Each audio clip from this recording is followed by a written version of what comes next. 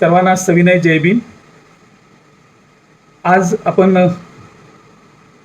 खरं तर रविवारी 11 जुलैला आपल्या देशामध्ये लोकसंख्या दिन साजरा केला जातो आणि या निमित्ताने आज आपण फेसबुक लाईव्हला एकत्र आलेलो आहोत आणि बाबासाहेबांचे लोकसंख्या नियंत्रणाविषयीचे विचार आज आपल्याला समजून घ्यायचे आहेत.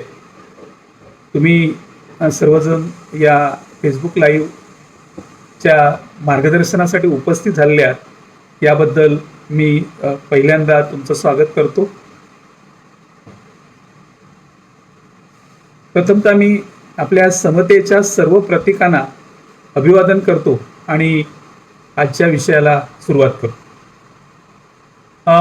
एक मला सांगायला आनंद वाटतो की बहुजन संघटक या संस्थेने सातत्याने विशेषतः कोरोना कालावधीमध्ये हा जो प्रबोधनाचा कार्यक्रम फेसबुक लाईव्हच्या द्वारे आयोजित केलेला आहे आणि वेगवेगळ्या विषयावरती आपल्या बहुजन संघटकने विचार मंथन करण्याचा जो उपक्रम सुरू केला त्याच्यामुळे आपल्यासारख्या सर्व मंडळींना एक चांगलं वैचारिक खाद्य बहुजन संघटकच्या माध्यमातून उपलब्ध झालं. मी अनेक वेळा जरी लाईव्ह या कार्यक्रमाला सहभागी होता आलं नाही तरी सुद्धा नंतर मग आवर्जून मी व्हिडिओ बघण्याचा प्रयत्न करत असतो आणि आज मला सांगायला अभिमान वाटतो की या बहुजन संघटकमुळे समाजामध्ये एक वैचारिक मंथन विशेषतः परिवर्तनाविषयी व्हायला खूप चांगली मदत झालेली आहे आणि त्याबद्दल मी बहुजन संघटकच्या आयोजकांचे खूप खूप त्या आयोजकांना धन्यवाद देईन. मला खरं तर अचानक आमचे मित्र डॉक्टर सोमनाथ कदम यांचा मगाशी फोन आला आणि ते म्हणाले की तुम्हाला बाबासाहेबांच्या कुटुंब नियोजनाच्या विचाराविषयी बहुजन संघटकवरती बोलायचं आहे. परवा आमच्या कॉलेजमध्ये कार्यक्रम झाला होता त्यावेळी थोडंसं बोललो होतो परंतु त्यावेळी वेगळा विषय होता आणि आत्ता बाबासाहेबांच्या कुटुंब नियोजनविषयक धोरणासंदर्भात आपल्याला चर्चा करायची आहे. एक तर असं आहे की भारताची लोकसंख्या ही झपाट्याने वाढली.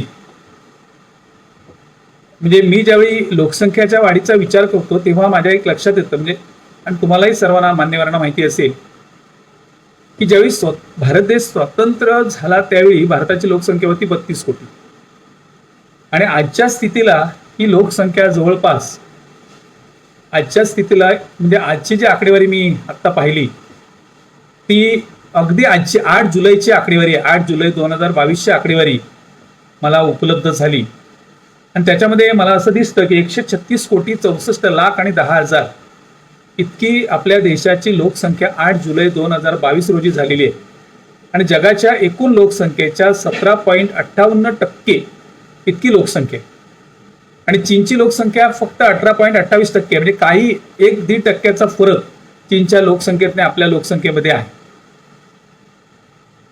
आणि त्याच्यानंतर मग इतर देशांचा नंबर लागतो.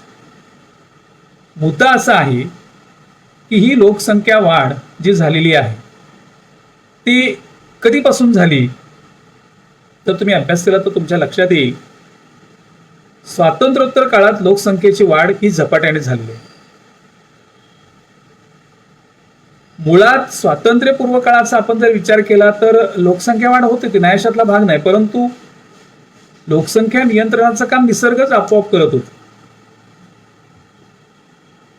अनेक आजार यायचे आजारपणात लहान मुलांचा मृत्यू व्हायचा युद्ध व्हायची त्याच्यामध्ये असंख्य माणसं मारली जायची आणि आपोआप लोकसंख्येचं नियंत्रण स्वातंत्र्यपूर्व काळात होतं. म्हणजे मी आमच्या कॉलेजमध्ये शिकवताना गमतीने सांगतो मुलांना की एखादी वृद्ध व्यक्ती जर तुमच्या परिसरात असेल तर तिला विचारा की तुम्हाला मुलं किती झाली होती तर ते 10-12 मुलं झाली होती म्हणून सांगतील आणि महत्वाची गोष्ट अशी आहे की त्याच्यातली जगली किती तर 5 ते 6 मुलं जगली असं ते सांगताना दिसेल. असं का झालं तर उरलेली मुलं गेली कुठे तर त्या मुलांचा अकाली मृत्यू झाला. हे असं का झालं तर ग्रामीण भागामध्ये पुरेशा आरोग्याच्या सोयी नव्हत्या आणि त्यामुळे त्या मुलांना वेगवेगळ्या संसर्गजन्य आजारांना सामोरं जावं लागायचं आणि लोकसंख्या आपोआप नियंत्रित होते. परंतु आपल्या सर्व मान्यवरांनाही माहिती आहे की स्वातंत्र्यानंतर आपल्या देशाच्या सरकारने आरोग्य यंत्रणेचं केलेलं सक्षमीकरण, विशेषतः लहान मुलांचं केलेलं लसीकरण, या लसीकरणामुळे, इम्युनायझेशनमुळे जन्मणारं मूल गॅरंटेड जगणार याची शाश्वती निर्माण झाली आणि त्याच्यातून लोकसंख्या झपाट्याने वाढायला लागली. मला एक संदर्भ शोधताना एक महत्त्वाचा संदर्भ, आमच्या अभ्यासक्रमाच्या सिलेबसलाही हा भाग होता, तर मला एक लोकसंख्येच्या बाबतीत एक महत्त्वाचा संदर्भ, इंग्लंडचे पंतप्रधान, पूर्वीचे पंतप्रधान होते एकेकाळी, पिट्ट नावाचे, ब्रिटनचे पंतप्रधान, तर ते असं म्हणाले होते की लोकसंख्या वाढ ही अजिबात टेन्शन नाहीये. का टेन्शन नाहीये? कधी टेन्शन नाही होऊ शकत? तर लोकसंख्या वाढ ही ज्यावेळी गुणात्मक पातळीवर होते तेव्हा. ती जर संख्यात्मक पातळीवर नुसती झाली तर मात्र देशाच्या संपूर्ण अर्थव्यवस्थेसमोर लोकसंख्या वाढ हे मोठं टेन्शन बनून राहतं. आणि म्हणून नंतर त्यांच्यानंतर माल्थस यांनी जो सिद्धांत मांडला त्याच्यामध्ये लोकसंख्या वाढ ही भूमिती पद्धतीने होते आणि अन्नधान्य वाढ ही गणिती पद्धतीने होते. जगाला नंतर माल्थस यांचा सिद्धांत मान्य करावा लागला. आणि मग स्वातंत्र्योत्तर काळात तुम्ही बघितलं असाल की विशेषतः आरोग्य यंत्रणेमध्ये, आणि मी पुन्हा सांगतो की लसीकरणाची अतिशय चांगल्या पद्धतीने अंमलबजावणी केल्यामुळे लोकसंख्या झपाट्याने वाढली. आणि मग ही लोकसंख्या आज संपूर्ण जगासमोर आणि आपल्या देशासमोर एक मोठं टेन्शन बनून राहिली. महत्वाची गोष्ट अशी आहे की ही लोकसंख्या जी वाढली ती कुठल्या वर्गामध्ये परत वाढली? तर आपण पाहिल्यानंतर एक लक्षात येईल की गरीब वर्गामध्ये जास्त लोकसंख्या वाढली. का? तर त्यांना आपल्या म्हातारपणीच्या जीवनाच्या सुरक्षेची शाश्वती नव्हती, हा एक मुद्दा. आणि दुसरा मुद्दा, जी गरीब मंडळी होती ती मुलांकडे आपल्या उत्पन्नाचं साधन म्हणून पाहायची त्यावेळी. आणि मग जितकी जास्त मुलं असतील तेवढं आपल्याला त्या मुलांकडून कामाला कुठेतरी त्या मुलांना ठेवायचं, गुंतवायचं आणि त्याच्यातून आपण पैसे मिळवण्याचा प्रयत्न करायचा, असा एक साधारणसा गरीब लोकांचा विचार होता. आणि त्याच्यातून, आणि दुसरं महत्त्वाची गोष्ट अशी आहे की गरिबांना करमणुकीचं दुसरं कुठलंच साधन नव्हतं आणि त्याच्यामुळे लोकसंख्या वाढीला जास्त गती मिळालेली आपल्याला पाहायला मिळते. लोकसंख्या दिन आपल्या जागतिक पातळीवरती 1989 पासून साजरा केला गेला. त्याचं कारण असं होतं की 11 जुलै 1987 साली जगातील 5 अब्जावं बालक युगोस्लाविया या देशामध्ये जन्माला आलं आणि या 5 अब्जावं बालकाची जगभरात विशेष चर्चा झाली. यामुळे वाढणाऱ्या लोकसंख्येविषयी जनमानसामध्ये जागृती निर्माण झाली. अखेर आपली युनायटेड नेशन्स ऑर्गनायझेशन ही जी संघटना आहे, या संघटनेने 1989 साली याची दखल घेऊन 1989 सालापासून 11 जुलै हा लोकसंख्या दिन म्हणून घोषित केला. युगोस्लाविया जन्माला ते बालक आलं होतं आणि 5 अब्जावं बालकाची जगभरात विशेष चर्चा झाली आणि 1989 सालापासून लोकसंख्या दिनाला सुरुवात झाली. लोकसंख्या दिन साजरा करण्यामागचा उद्देश होता युनोचा की लोकसंख्येविषयी जागृती होणं गरजेचं आहे. आणि म्हणून लोकसंख्या वाढताना ती गुणात्मक पातळीवर जर वाढली तर ती लोकसंख्या देशाच्या विकासासमोरचा प्रश्न ठरत नाही. परंतु ती गुणात्मक वाढ जर झाली नाही तर मात्र विकासासमोरचा फार मोठा अडथळा निर्माण होतो. भारताच्या बाबतीत हे असं झालं की लोकसंख्या, एका बाजूला लसीकरणाचा कार्यक्रम शासनाने चांगल्या पद्धतीने राबवला, परंतु त्या मुलांना गुणात्मक शिक्षण देण्याच्या दृष्टिकोनातून आपल्या भारतीय शासनाने सुरुवातीपासून दुर्लक्ष केलेला दिसतो. तुम्हाला थोडासा एक संदर्भ सांगेन. आपण सगळे अभ्यासू मंडळी आहात आणि वेगवेगळ्या विषयाचं आपण चिंतन करणारी मंडळी आहात. वेगवेगळ्या विषयावरती आपण वाचन करता. एक तर असं आहे की इंग्रज सरकारने आपल्या देशामध्ये पुस्तकी शिक्षण सुरू केलं. त्याच्यातून एक बौद्धिकता असलेली माणसं निर्माण करणं हा त्यांचा उद्देश होता आणि दुसऱ्या भाषेत त्यांच्या भाषेत कारकून निर्माण करायचे होते. पण हे सुद्धा शिक्षण समाजातील तळागाळातील वर्गांना नाही मिळालं. त्या शिक्षणामध्ये सुद्धा उच्चवर्णीयांनी आपलं बस्तान बसवलं आणि मग तळागाळातली लोकसंख्या जी वाढली त्या तळागाळातल्या लोकसंख्येची गुणवत्ता ज्या पद्धतीने वाढणं गरजेचं होतं त्या पद्धतीने वाढलेली दिसत नाही. आणि म्हणून मग भारतासमोर लोकसंख्या वाढ हे स्वातंत्र्यानंतर फार मोठा प्रश्न बनून राहील. आणि म्हणून आज लोकसंख्या वाढीमुळे बेकारी प्रचंड वाढलेली आहे, स्पर्धा प्रचंड तीव्र झालेली आहे. पूर्वी असं होतं की शहरामध्ये गेल्यानंतर एखादा तरुण जर 7वी शिकून 10वी शिकून तर शहरामध्ये गेला तर त्याला काही ना काही जॉब मिळत होता. आजची स्थिती ती राहिलेली नाही. आणि म्हणून मी तुमच्या कॉलेजच्या मुलांना सांगत असतो की तुमची आता क्वालिफिकेशन, मिनिमम क्वालिफिकेशन ग्रॅज्युएशन तुमच्या 10वी 12वीला आता काही किंमत राहिलेली. आणि मग ह्या सगळ्या चर्चा झाल्यानंतर, हा सगळा संदर्भ पाहिल्यानंतर माझ्यासमोर जो काय महत्वाचा मुद्दा आहे तो म्हणजेच बाबासाहेब आंबेडकरांची लोकसंख्या नियंत्रणासंदर्भातले बाबासाहेब आंबेडकरांचे काय विचार होते.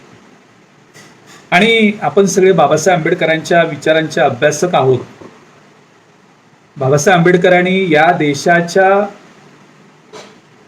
विविधांगी विकासाचा विचार इतका मूलभूतपणे केलेला आहे, त्याचा खरं तर आपण सर्व मंडळी अभ्यास करतो.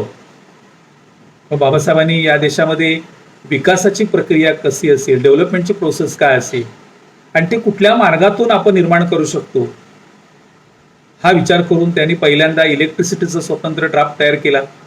या देशामध्ये धरणं असली पाहिजेत मोठमोठी आणि ती धरणं बांधली तरच या देशामध्ये शेतीचा विकास होऊ शकतो.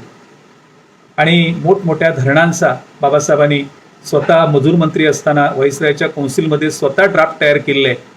आणि महत्वाची गोष्ट अशी आहे की बाबासाहेबांनी पहिल्या मंत्रिमंडळामध्ये असतानाच या देशाला सूचना म्हणजे देशाच्या मंत्रिमंडळाला देशाला सूचना केलेली होती की आत्तापासून आपण कुटुंब नियोजनाची अंमलबजावणी, कुटुंब नियोजनाच्या शस्त्रक्रियेची अंमलबजावणी आत्तापासून करणं गरजेचं आहे. त्याचा गांभीर्याने विचार होणं गरजेचं आहे. परंतु सुरुवातीच्या कालावधीमध्ये बाबासाहेबांच्या विचारांकडे अर्थातच दुर्लक्ष झालं. थोडं गांधीजींची त्याच्यामध्ये चूक होती. कारण गांधीजींना काय वाटायचं की आपण आपल्या मनावरती ताबा ठेवला तर लोकसंख्या नियंत्रण करता येईल. हे इतकं शक्य नाही आणि विज्ञानाच्या दृष्टिकोन तर ते कधीच शक्य नाही. आणि म्हणून लोकसंख्या जर नियंत्रित आणायची असेल तर त्यासाठी कुटुंब नियोजन हा एक प्रभावी मार्ग होऊ शकतो. हे बाबासाहेबांनी पहिल्या मंत्रिमंडळामध्ये कायदा मंत्री असताना हे त्यांनी आवर्जून सांगितलेलं होतं. कारण बाबासाहेबांना पुढच्या 100 वर्षात देशामध्ये काय परिस्थिती निर्माण होईल हे त्यांना दिसत होतं. आणि म्हणून बाबासाहेबांनी लोकसंख्या वाढीच्या प्रश्नावरती आपले ज्वलंत विचार परखडपणे मांडलेले आहेत. आणि नुसते मांडून थांबलेले नाहीये तर त्यांनी लोकसंख्या नियंत्रणासाठी प्रभावी उपाय सुद्धा सुचवलेले आहेत. आणि म्हणून लोकसंख्या वाढ आटोक्यात आणली तरच आर्थिक नियोजन आणि प्रगती चांगल्या पद्धतीने होऊ शकतं असं बाबासाहेबांचं म्हणणं आहे. आणि या सगळ्या गोष्टीचा बाबासाहेबांनी सांगोपांग अभ्यास केलेला. आणि म्हणून बाबासाहेबांनी लोकसंख्या वाढीवर नियंत्रण करायचं असेल तर पुन्हा सांगतो कुटुंब नियोजन हा एकच प्रभावी पर्याय आहे हे त्याने सातत्याने ठासून सांगितलेलं होतं. दुसरी महत्वाची गोष्ट अशी आहे की उपलब्ध साधन सामुग्रीचं आपण समान वितरण करण्याचा प्रयत्न जर केला तर लोकसंख्या वाढलेली आहे, समान वितरण होऊ शकत नाही आणि त्यामुळे गरिबी दूर होऊ शकत नाही. गरिबी कधी दूर होईल? जेव्हा लोकसंख्या नियंत्रित होईल त्यावेळी. आणि गरिबीचं महत्वाचं कारण काय रोजगाराचा अभाव. रोजगार जर लोकांना पुरेसा मिळाला तर देशामध्ये दारिद्र्य राहणार नाही. म्हणजे बाबासाहेबांनी या गोष्टीचा सांगोपांग विचार केला होता. मी मध्येच थोडंसं विषयांतर करतो. मी सातत्याने एका गोष्टीचं चिंतन करत असतो की दलित समाज हा आर्थिकदृष्ट्या मागास का राहिला, तर त्यांना योग्य रोजगार मिळालेला नव्हता.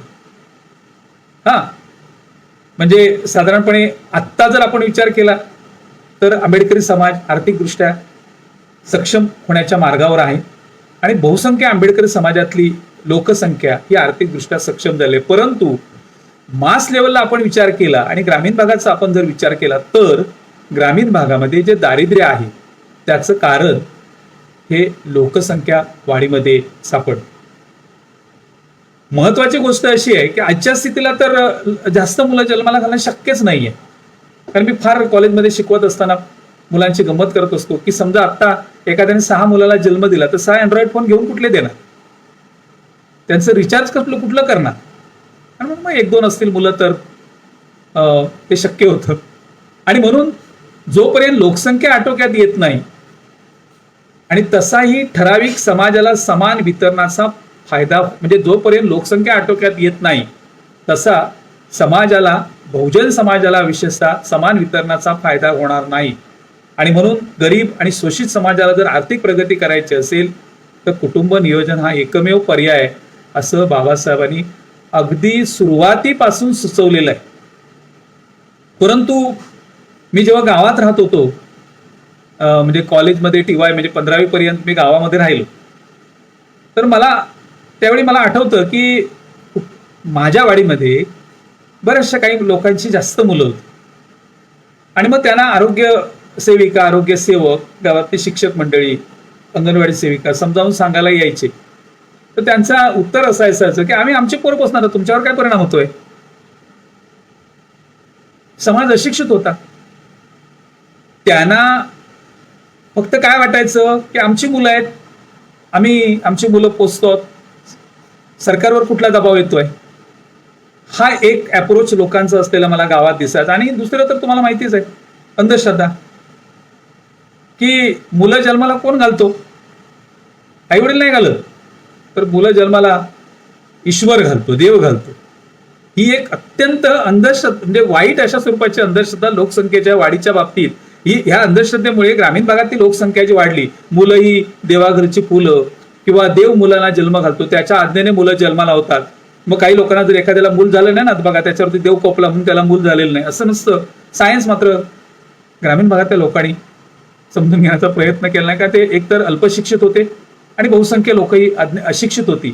आणि अशिक्षित असल्यामुळे ज्या रूढी परंपरा पूर्वीपासून चालत आलेल्या त्या रूढी परंपरेच्या पगड्यामध्ये आमची लोक जीवन जगत होते आणि त्याच्यामुळे लोकसंख्या वाढीकडे त्यांनी गांभीर्याने विचार केला. परंतु मी आता सिंधुदुर्ग जिल्ह्याचं म्हणजे प्रतिनिधित्व करतो, म्हणजे सिंधुदुर्ग जिल्ह्यातला आहे मी तुम्हाला सिंधुदुर्ग जिल्ह्याचं अभिमानाने सांगेन की आता आमच्या सिंधुदुर्ग जिल्ह्याचं लोकसंख्या वाढी मायनस आहे.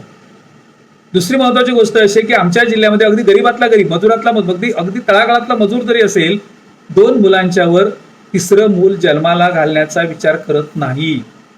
2 मुलं झाल्यानंतर ते स्वतः कुटुंब नियोजनाची शस्त्रक्रिया करण्यासाठी पुढाकार घेतात. आणि मग गावातल्या ज्या परिचारिका आहेत किंवा परिचर आहे किंवा शिक्षक आहेत किंवा आरोग्य केंद्र आहे त्यांच्याशी अप्रोच होतात आणि आपल्या कुटुंब नियोजनाची शस्त्रक्रिया करून घेतात. हे मला तुम्हाला अभिमानाने सांगावंसं वाटतं. त्यामुळे सिंधुदुर्ग जिल्ह्याची लोकसंख्या अतिशय काय राहिली आहे की नॉर्मल राहिलेली आहे. आणि दुसरी महत्वाची गोष्ट म्हणजे आमच्याकडच्या बऱ्याचशा प्रायमरी शाळा बंद पडल्या, लोकसंख्या नियंत्रण झाल्यामुळे बऱ्याचशा प्रायमरी शाळा बंद पडल्या. दुसरी एक महत्वाची गोष्ट अशी आहे की जितकी मुलं जास्त होतात तितका मृत्यूदर जास्त होतो, कारण त्या मुलांचं योग्य पोषण होत नाही. आणि त्यामुळे आत्ताची आरोग्य यंत्रणा खूप चांगल्या पद्धतीने काम करतं.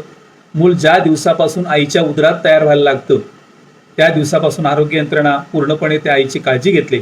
अगदी डिलिव्हरीपर्यंत, प्रसूतीपर्यंत त्या आईची काळजी आरोग्य यंत्रणा घेते. आणि जन्मल्यानंतर परत त्या मुलाला लसीकरण केलं जातं 1 महिन्याच्या आत. आता सगळ्यांना तुम्हाला माहिती आहे की BCGची लस आणि आपल्या अलीकडे उत्तम पद्धतीने. आणि त्यानंतर जर समजा ग्रामीण भागामध्ये गरीब समाज असेल आणि त्या अंगणवाडीमध्ये तर त्या मुलांना पोषण आहार दिलाच जातो, पण जर एखाद्याची दारिद्र्याची परिस्थिती असेल तर अंगणवाडीमधून त्या आईला म्हणजे गरोदर मातेला आहार देण्याची व्यवस्था ही शासकीय पातळीवरती करण्यात आली. आमच्याकडे त्याची अंमलबजावणी खूप चांगल्या पद्धतीने होते आणि त्या महिलेचं वजन सुद्धा सातत्याने तपासलं जातं आणि त्याच्यातून खूप चांगल्या पद्धतीने सुदृढ बालकं आमच्याकडे जन्माला येतात. आणि म्हणून आज सुद्धा हम दो हमारे दो वरून 1 किंवा 2 बसपर्यंत जन्मदर कमी करण्याचा प्रयत्न अलीकडे होताना दिसतो. मला बाबासाहेबांच्या विषयी मला खरं तर मी जो का आहे तो बाबासाहेबांच्या विचारांच्यामुळे आहे. मी 10वी असताना बाबासाहेबांचं धनंजय कीरांचं चरित्र वाचलं. माझे आईवडील मजुरी करायचे, पण बाबासाहेबांचे चरित्र वाचल्यानंतर त्या क्षणाला ठरलं की आपण आता थांबायचं नाही. खूप कष्ट करून शिक्षण घेतलं. तर मला हे सांगायचं आहे तुम्हाला की बाबासाहेब आंबेडकर हे भारतातील पहिली अशी व्यक्ती होती ज्यांनी लोकसंख्या वाढीसारख्या अतिमहत्वाच्या प्रश्नावर विचार मांडले आणि नुसते विचार मांडून थांबले नाहीत बाबासाहेब, तर त्या विचारांचा बाबासाहेबांनी पाठपुरावा केलेला आहे. आणि भारताच्या उज्ज्वल भविष्यासाठी आणि महासत्ता होण्यासाठी बाबासाहेबांची धडपड तळमळ त्यांच्या प्रत्येक कामातून आपल्याला दिसून येईल. आणि म्हणून बाबासाहेबांनी 10 नोव्हेंबर 1938 साली मुंबई महानपालिका सभागृहात आपले सहकारी रोहम यांच्या वतीने लोकसंख्या नियंत्रणावर एक विधेयक सादर केलं होतं. आणि जन्मदर आटोक्यात यावा म्हणून बाबासाहेबांनी विवाहितांना कसा जन्मदर आटोक्यात आणायच्या त्याच्या पद्धती सुद्धा सुचवल्या होत्या. आणि आपला मुद्दा लोकांपर्यंत पोहोचावा म्हणून बाबासाहेब एक प्रश्न विचारत, काय महत्वाचं आहे, जन्माला येणं की जगणं? म्हणजे नुसतं जन्माला घालून मुलाला उपयोगाचं नाहीये. म्हणजे आज ज्या पद्धतीने पालक आपल्या मुलाला जन्म घातल्यानंतर त्या मुलाचं पालन पोषण उत्तम पद्धतीने करताना आपल्याला पाहायला मिळतं. म्हणजे अगदी मी आदिवासी भागामध्ये 1 वर्षभर काम केलं MA झाल्यानंतर. तर त्यावेळी मला असं दिसायचं की आदिवासी बांधव म्हणजे समाज मुलांच्या वाढीकडे गांभीर्याने लक्ष द्यायचं नाही. 1-2 वर्ष त्या मुलांकडे लक्ष दिलं की नंतर मग त्यांना ते फारशी मुलांची काळजी करायची नाही. जसं आपण आता आपला सगळा समाज उत्तम पद्धतीने मुलांची काळजी करतो. अगदी गरीबातला गरीब समाज तुम्हाला अभिमानाने सांगावा असं वाटतं की आंबेडकर समाज अगदी गरीब असेल, परंतु मुलांची मात्र ते उत्तम काळजी घेताना दिसतात. विशेषतः बाल्यावस्थेत तरी उत्तम काळजी घेताना दिसतात. हे मला सगळीकडे दिसतं. आणि म्हणून बाबासाहेब असं म्हणाले होते की तुम्ही जर मुलांना जन्मच देत राहिलात तर आर्थिक नियोजन आणि प्रगती कशी करणार? नुसतं मुलांना जन्मच देत राहिला तर आर्थिक नियोजन आणि प्रगती कशी करणार? आणि जोपर्यंत आर्थिक नियोजन होत नाही आर्थिक नियोजन होत नाही तोपर्यंत समाजाची प्रगती होणार नाही. आणि म्हणून मी पुन्हा पुन्हा सांगतो की दलित समाज मागे राहिला त्याचं कारण एकमेव होतं की आर्थिकतेच्या बाबतीत हा समाज दुर्बल होता. आणि महत्वाची गोष्ट म्हणजे त्याला कौशल्याचं शिक्षण नव्हतं किंवा त्याला पुरेसं शिक्षण नव्हतं. पण नंतर मग बाबासाहेबांच्या प्रेरणेतून आपण सगळ्यांनी शिक्षण घेतलं आणि ते शिक्षण घेऊन आपण आर्थिकदृष्ट्या सक्षम होण्याच्या मार्गावर वाटचाल केली. म्हणजे आपण सगळे आता आपण उपस्थित असलेली सगळी मान्यवर मंडळी किंवा नंतर मग हे माझं मार्गदर्शन ऑनलाईन राहणार आहे, त्यामुळे पुढे भविष्यात असंख्य लोक हे मार्गदर्शन पाहतील तेव्हा त्यांच्या लक्षात येईल की आर्थिक नियोजनातूनच गरीब समाजाचा विकास होऊ शकतो. आणि दलितात दलित पण घालवायचं असेल तर आर्थिक नियोजन करणं महत्वाचं आहे. दुसरं एक दलित समाजाच्या बाबतीत मागासवर्गीय समाजाच्या बाबतीत अलीकडे लोकसंख्या वाढीच्या प्रश्नाबरोबर व्यसनांचा प्रश्न सुद्धा फार गंभीर व्हायला लागला.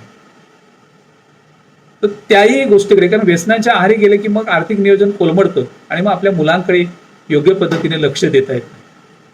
आणि म्हणून बाबासाहेब असं म्हणतात, लोकसंख्या वाढ ही परिणामात नसावी तर गुणवत्तेत असावी.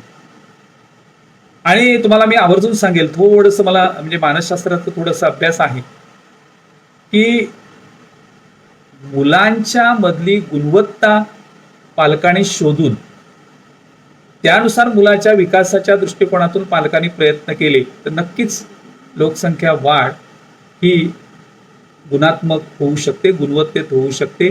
ती नुसती संख्यात्मक राहणार नाही. परंतु पालक वर्गाने याचा गांभीर्याने विचार करण्याची गरज आहे. विशेषतः ग्रामीण भागात.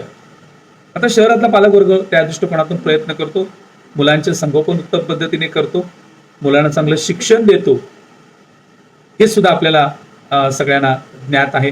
पण त्याच्यातले प्रत्यक्षात प्रवाहक आहात. त्यामुळे जी शिकलेली मंडळी आहेत ते आपल्या मुलांच्या बौद्धिक वाढीकडे, आर्थिक वाढीकडे, शिक्षणाकडे उत्तम पद्धतीने लक्ष देतात. हा एक महत्वाची गोष्ट बाबासाहेब असं सांगतात की आपल्या देशातील लोक अशिक्षित असले तरी आता त्यांना गर्भ टाळण्यासाठी झालेले नवीन नवीन संशोधन माहीत असायला हवे आणि म्हणून पुरुष नसबंदी हा पर्याय आपल्या देशात उपयुक्त ठरू शकतो असं बाबासाहेब सांगत असत. आणि त्यासाठी सरकारने माहिती आणि सुविधा पुरवाव्यात असंही ते सुचवत असायचे किंवा सुचवत असत. जात, धर्म, वंश, भाषा याचा विचार करता प्रत्येक भारतीयाने जन्मदर आणि लोकसंख्या नियंत्रणावर लक्ष दिला पाहिजे. इथे जात धर्म आणता कामा नये. सगळ्याच जातीने, सगळ्याच धर्माने जर हा विचार केला तर नक्कीच लोकसंख्या नियंत्रणात राहू शकते असं बाबासाहेब आवर्जून सांगायचे.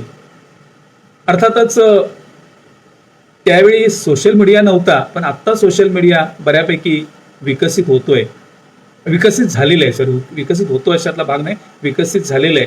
आणि सोशल मीडियाच्या माध्यमातून हे बाबासाहेबांचे विचार तळागाळात जाण्यास आता सुरुवात झाली आहे. खूप चांगल्या पद्धतीने तळागाळात पोहोचतायत आणि म्हणून बहुजन संघटक किंवा इतर काही ज्या आपल्या संस्था आहेत त्यांनी खूप चांगल्या पद्धतीने हा प्रयत्न केला आणि त्यामुळे समाजामध्ये एक घुसळण झाली, विचारांची घुसळण झाली. हे कोरोनाने विशेषतः खूप अर्थव्यवस्थेला सेटबॅक बसवला, परंतु परिवर्तनाच्या बाबतीत कोरोनाने खूप मोठं संधी समाजाला उपलब्ध करून दिली ऑनलाईन संपर्काची. आणि ती संधी असंख्य संघटनांनी, वेगवेगळ्या विचारांच्या संघटना आहेत, सामाजिक आहेत, धार्मिक आहेत, राजकीय आहेत, या सगळ्या संघटनांनी त्याचा उत्तम पद्धतीने उपयोग करून घ्यायला आपल्याला पाहायला मिळतं.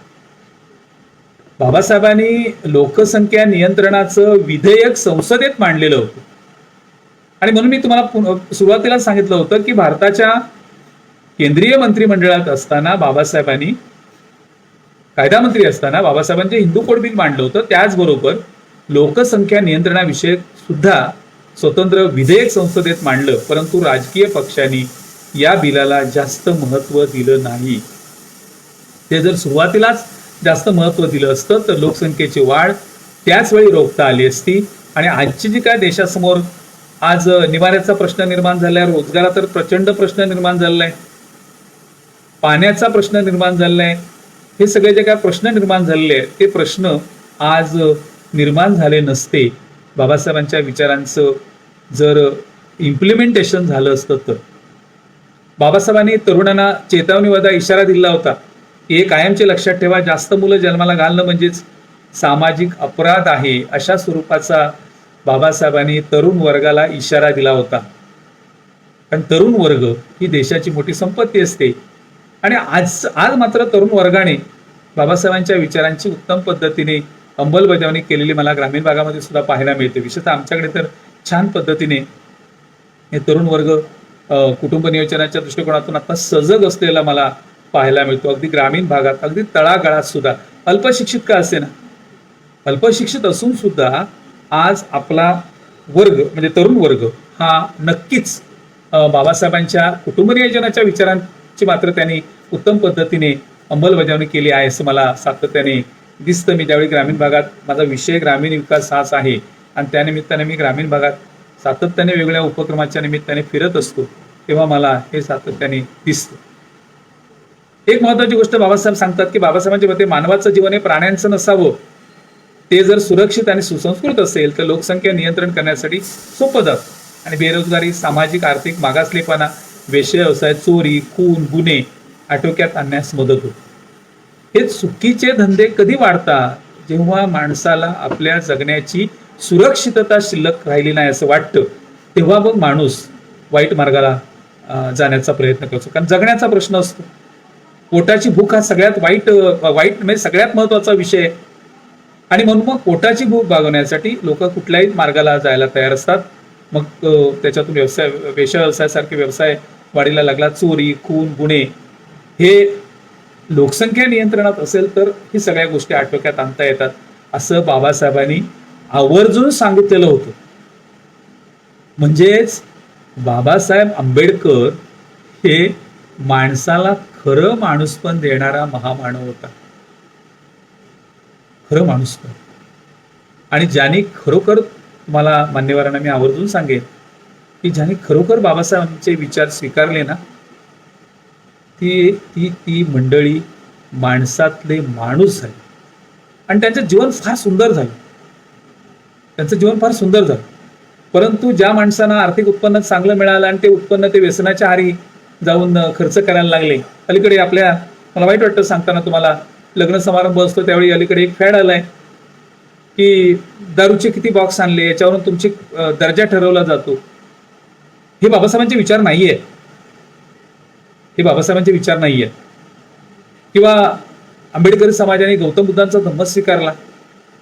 आता बुद्ध धर्माचं पंचशील जे आहे त्याच्यातलं महत्वाचं शील जे आहे, 5वं शील, ते त्या शिलाचीच पायमल्ली करताना दिसतात बहुसंख्य मंडळी. आणि म्हणून मग याचा परिणाम संपूर्ण लोकसंख्येच्या गुणवत्तेवर होतो.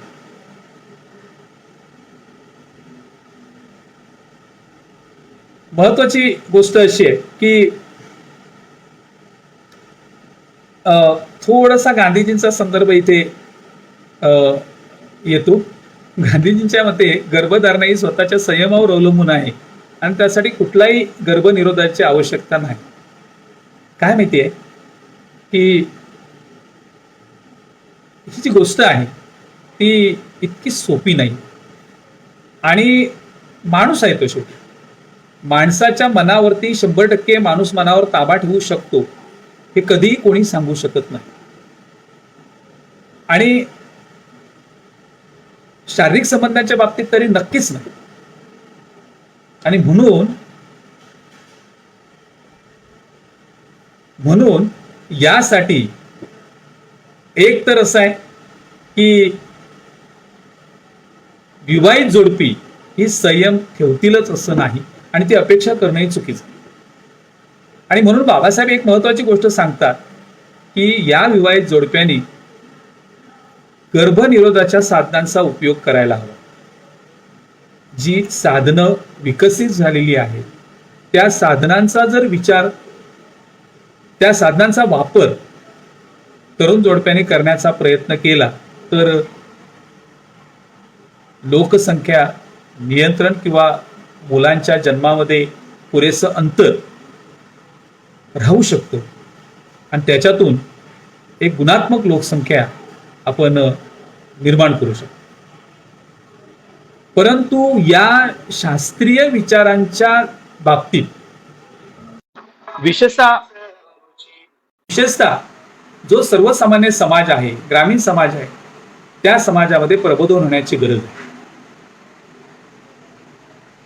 ते जर उत्तम प्रबोधन झालं तर अशा स्वरूपाचं गर्भनिरोधक जी साधनं आहेत ते जोडपी त्याचा उपयोग करू शकतील आणि त्याच्यातून लोकसंख्या नियंत्रण होऊ शकतं असं बाबासाहेबांचं म्हणणं आहे. आणि बाबासाहेबांना वैज्ञानिक संशोधनावर त्यांचा पूर्ण विश्वास होता आणि म्हणून त्यांनी गर्भनिरोधकांचा आग्रह धरलेला होता. परंतु अशा कृत्रिम गर्भनिरोधकांच्या वापराला समाजामध्ये प्रचंड विरोध होतो.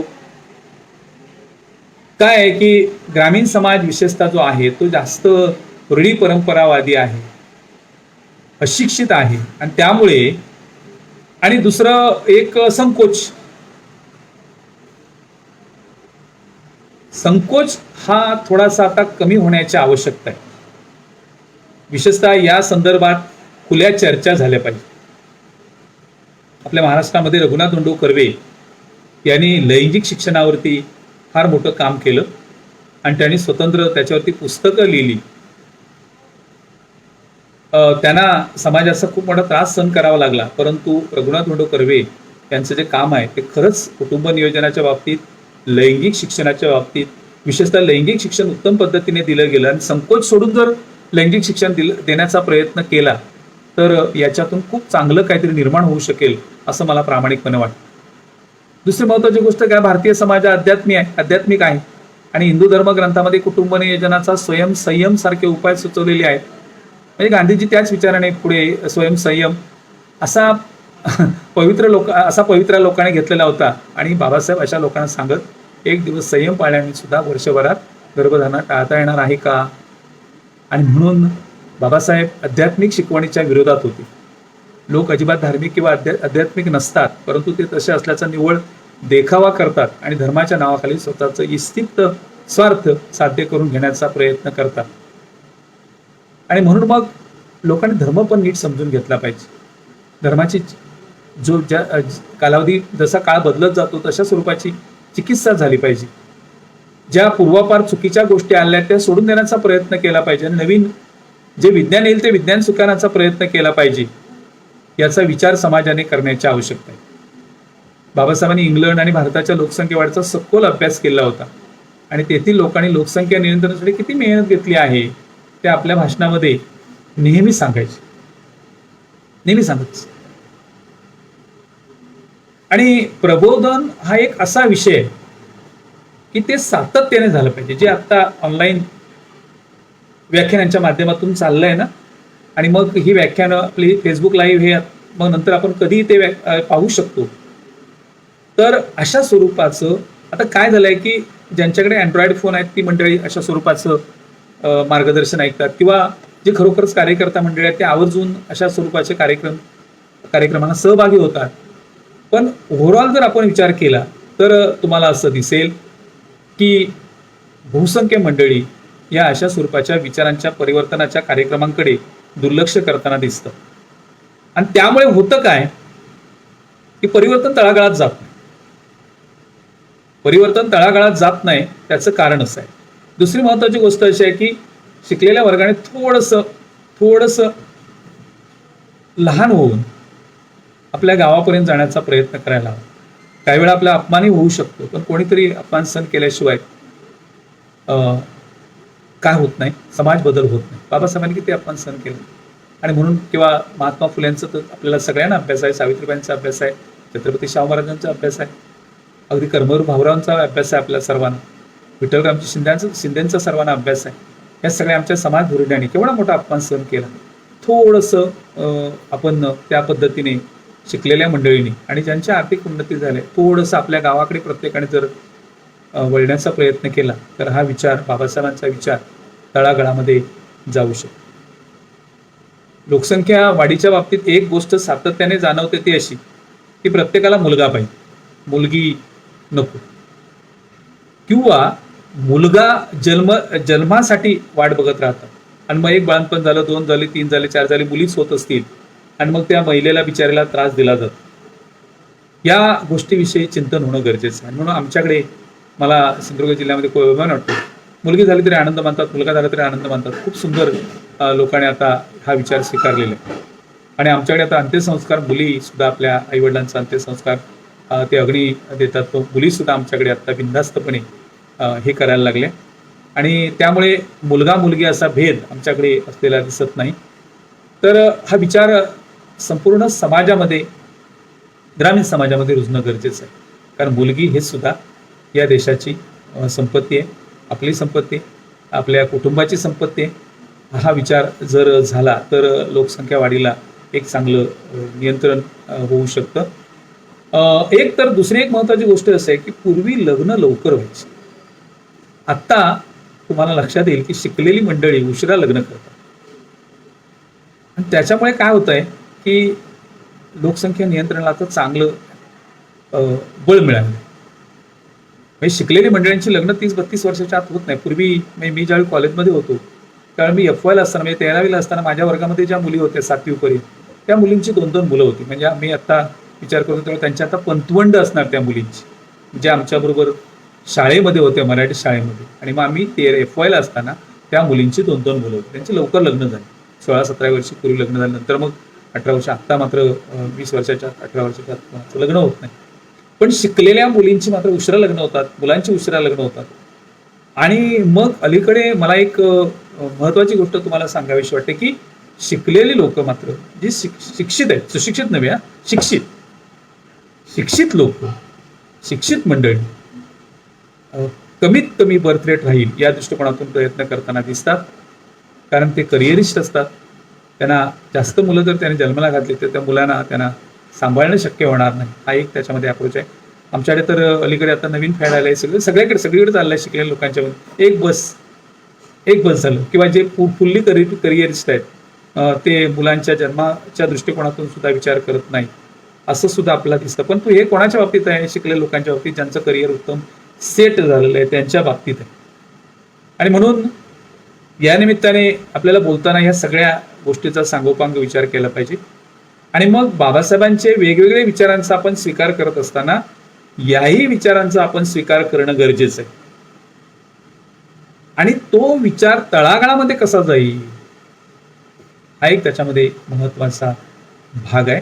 लोकसंख्येची गुणवत्ता कशी निर्माण होईल, गुणवत्ता निर्माण करण्यासाठी काय काय करता येईल, त्याच्यामध्ये पहिल्यांदा महत्वाची गोष्ट अशी आहे की पहिल्यांदा बर्थ रेट खाली आणणं हाच त्याच्यातला महत्वाचा भाग आहे. आता मगाशी मी तुम्हाला सांगितलं की आपल्या देशाची लोकसंख्या आता 136 कोटी इतकी झालेली आहे. आता म्हणजे 8 जुलैची जी आकडेवारी मी तुम्हाला सांगितली, 136 कोटी 64,10,000 इतकी आपल्या देशाची लोकसंख्या झालेली आहे. ओव्हरऑल जर विचार केला तर बिमारू स्टेट्स जे आहेत तिथे लोकसंख्या तुम्हाला जास्त वाढलेली दिसते. ज्या राज्यामध्ये सिक्युरिटीज बऱ्यापैकी आहेत, एज्युकेशनची डेव्हलपमेंट खूप चांगली झाली आणि विशेषतः रोजगाराची वाढ चांगली झाली आहे, त्या राज्यामध्ये लोकसंख्या नियंत्रण खूप चांगल्या पद्धतीने झालेलं दिसेल. जसं केरळ राज्य, केरळ राज्यामध्ये शिक्षणाची गुणवत्ता खूप चांगली आहे आणि त्यामुळे तिथे तुम्हाला लोकसंख्या नियंत्रित चांगल्या प्रकारे झाली दिसते. महाराष्ट्रामध्ये सुद्धा बऱ्यापैकी शहरामध्ये ठीक आहे, झोपडपट्टीमध्ये आपल्याला जास्त लोकसंख्या दिसते. ती लोकसंख्या ग्रामीण भागातून शहराकडे किंवा इतर राज्यातून मुंबईला ट्रान्सफर झालेली दिसते, रोजगारासाठी लोक गेलेली आहेत. परंतु महाराष्ट्रामध्ये लोकसंख्या नियंत्रणाच्या दृष्टिकोनातून खूप चांगल्या पद्धतीने बदल आता दिसतोय. परंतु ओव्हरऑल लोकसंख्या वाढलेली आहे, त्याच्यामुळे संपूर्ण विकासाच्या प्रक्रियेवरती त्याचा परिणाम झालेला दिसतोय.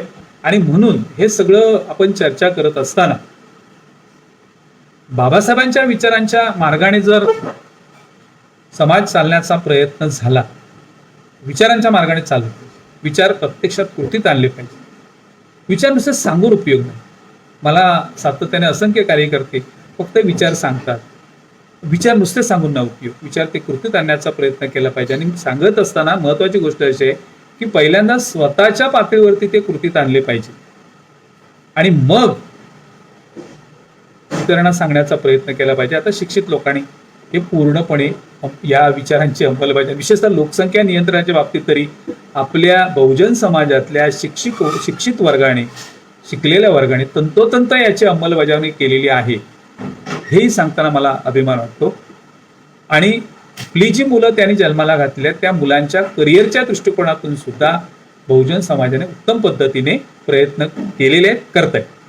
हा, काही वेळा काही लोकांची मुलं नाही शिकली, काही लोकांची मुलांचं करिअर नाही सेट झालं, काही उदाहरणं आपल्याला मिळू शकतात, नाही अशातला भाग नाही. परंतु